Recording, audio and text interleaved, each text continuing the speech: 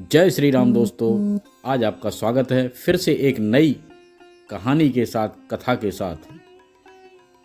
दुर्लभ मित्रता सुदामा और श्री कृष्ण भगवान की। तो आइए शुरू करते हैं।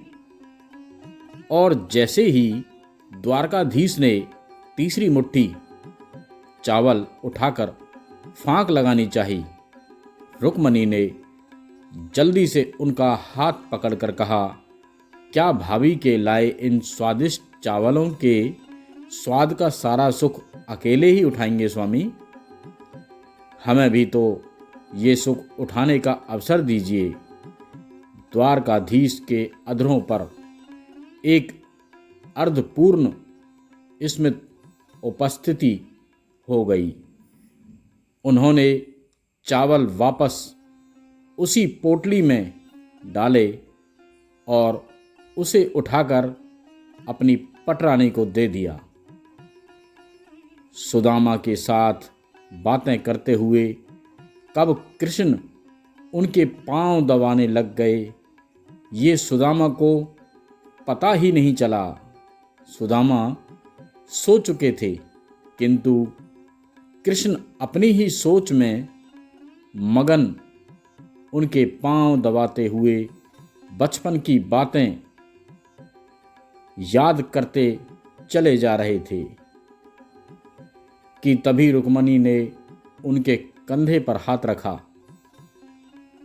कृष्ण ने चौंक कर पहले उन्हें देखा और फिर सुदामा को, फिर उनका आश्चर्य समझकर वहां से उठकर अपने कक्ष में चले आए।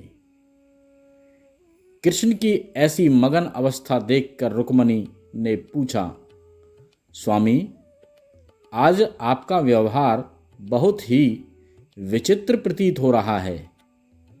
आप जो इस संसार के बड़े से बड़े सम्राट के द्वारका आने पर उनसे तनिक भी प्रभावित नहीं होते हैं, वो अपने मित्र के आगमन की सूचना पर इतने भावविह्वल हो गए कि भोजन छोड़कर नंगे पांव भागे भागे उन्हें लेने के लिए भागते चले गए।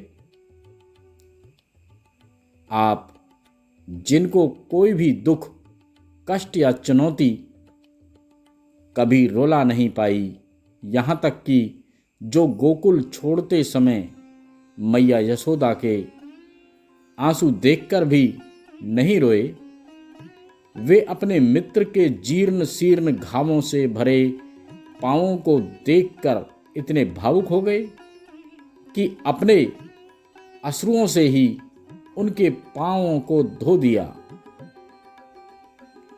कूटनीति, राजनीति और ज्ञान के शिखर पुरुष आप अपने मित्र को देखकर इतने मगन हो गए कि बिना कुछ भी विचार किए उन्हें समस्त त्रिलोक की संपदा एवं समृद्धि देने जा रहे थे। कृष्ण ने अपनी उसी अमोदित अवस्था में कहा, वह मेरे बालपन का मित्र है रुक्मणी, परंतु उन्होंने तो बचपन में आपसे छुपाकर वो चने भी खाए थे जो गुरुमाता ने उन्हें आपसे बांट कर खाने को कहे थे। अब ऐसे मित्र के लिए इतनी भावुकता क्यों? सत्यभामा ने भी अपनी जिज्ञासा रखी। कृष्ण मुस्कुराए, सुदामा ने तो वह कार्य किया है सत्यभामा कि समस्त सृष्टि को उसका आभार मानना चाहिए। वो चने उसने इसलिए नहीं खाए थे कि उसे भूख लगी थी, बल्कि उसने इसलिए खाए थे क्योंकि वो नहीं चाहता था कि उसका मित्र कृष्ण दरिद्रता देखे। उसे ज्ञात था कि वे चने आश्रम में चोर छोड़ कर गए थे, और उसे यह भी ज्ञात था कि उन चोरों ने वे चने एक ब्राह्मणी के गृह से चुराए थे। उसे यह भी ज्ञात था कि उस ब्राह्मणी ने यह श्राप दिया था कि जो भी उन चनों को खाएगा वह जीवन पर्याप्त दरिद्र ही रहेगा। सुदामा ने वे चने इसलिए मुझसे छुपाकर खाए ताकि मैं सुखी रहूं। वो मुझे ईश्वर का कोई अंश समझता था, तो उसने वे चने इसीलिए खाए क्योंकि उसे लगा कि यदि ईश्वर ही दरिद्र हो जाएगा तो संपूर्ण सृष्टि ही दरिद्र हो जाएगी। सुदामा ने संपूर्ण सृष्टि के कल्याण के लिए स्वयं का दरिद्र होना स्वीकार किया। इतना बड़ा त्याग रुक्मिणी के मुख से स्वतः ही निकला।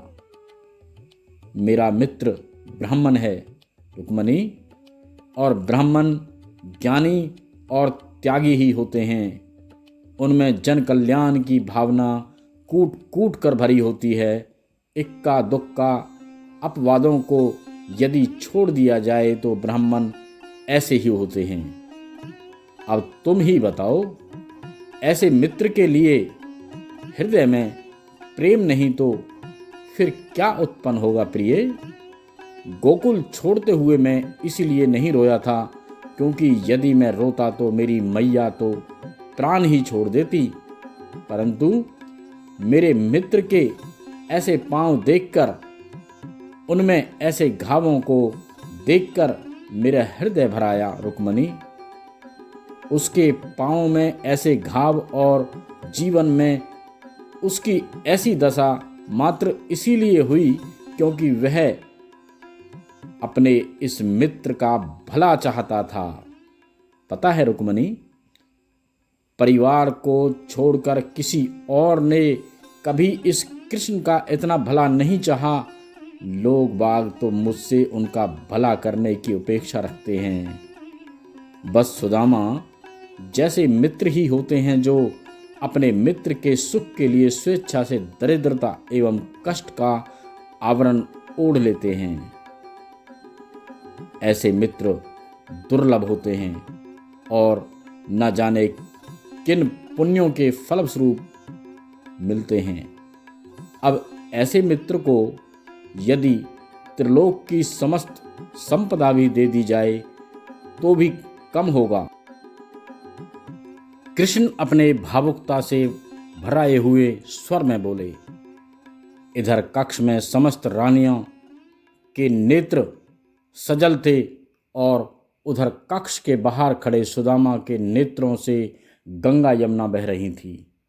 तो मित्रों, अगर आपको ये कहानी पसंद आई हो तो लाइक करें, कमेंट्स करें, शेयर अधिक से अधिक करें, और आपने अभी तक मेरे चैनल को सब्सक्राइब नहीं किया हो तो उसे सब्सक्राइब कर लें।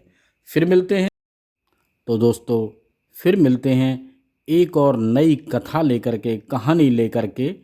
जब तक के लिए जय श्री राम। और एक और बात, कमेंट्स बॉक्स में श्री राधे राधे अवश्य लिखें, जिससे हमारे श्री कृष्ण भगवान खुश होते हैं।